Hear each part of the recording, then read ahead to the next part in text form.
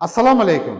Agar siz bu videoni ko'rayotgan bo'lsangiz, sizda yoki sizning yaqinlaringizda Svish kasalligi bo'lishi mumkin. Svish kasalligi o'zi bu nima? Svish kasalligi orqa chiqaruv teshigi, anal teshikning yonidan qo'shimcha yana bitta teshik paydo bo'ladi va undan yirik oqib turishiga Svish kasalligi deyiladi. Agar siz bu videoni oxirigacha ko'rsangiz, Svish kasalligining qanaqa paydo bo'lishi hamda uning operatsiya usullari haqida, bu kasallikdan qutulish haqida to'liq ma'lumot berib o'taman. Men Majidov Abbos Karimovich 10 yillik tajribaga ega bo'lgan vrach-proktolog, mana shu xonada ko'plab bemorlarga operatsiya usulida bu kasallikdan qutulishiga yordam berib kelyapman. Svish kasalligi kelib chiqishi.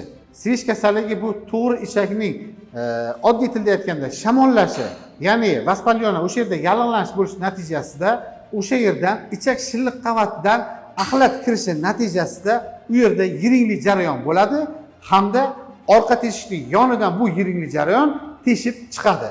Hamda bemorlarni har doim o'sha orqa teshigining yonidan yiring oqib kelishi hamda o'sha yerda namlanib qolishi hisobidan bemorlarni bezovta qiladi. Bunda ko'pincha og'riq bo'lishi, tana haroratining ko'tarilishi kuzatiladi. Bemorlar bu kasallikka uchraganda odatda nima qiladi?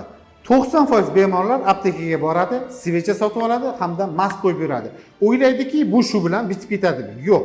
Svish kasalligining birdan bir chorasi faqatgina operatsiya yo'li bilan davolash. Nima uchun? Sababi to'g'ri ichakning ichkaridagi birinchi paydo bo'lgan teshikni bekitib, uni tikib operatsiya qilib chiqish usuli orqaligina bu kasallikdan qutuladilar.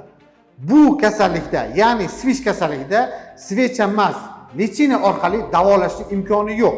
Faqatgina operatsiya yo'li bilan bu kasallikdan davolanadi.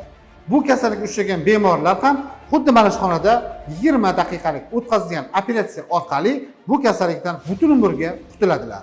Bizda operatsiya usullari qanaqa o'tkaziladi? Bemor murojaat qilib keladi, to'liq tekshiruvdan o'tkaziladi hamda bo'limga yotqiziladi. Bemor ertasi kuni esa mana shu xonada 15-20 daqiqalik og'riqsiz usulda operatsiya o'tkaziladi. 2 kun shifokor nazoratda bo'ladi hamda 2 kundan keyin bemorga uyiga javob beramiz. Eng yaxshi tomoni, bizda bemor kelib to'liq tekshiruvdan o'tishi, operatsiya bo'lishi, shifokor nazoratda kompensatsiyalar olib nazoratda bo'lishi hammasi shu operatsiya narxining ichiga kiritilgan. Agar sizda ham anal teshigining yonidan qo'shimcha teshik paydo bo'lib, undan yiring oqib turgan bo'lsa, Svish kasalligi bo'lsa, quyidagi raqamlarga murojaat qiling va biz sizga bu kasallikdan og'riqsiz usulda operatsiya yo'li bilan davolanishingizga yordam beramiz.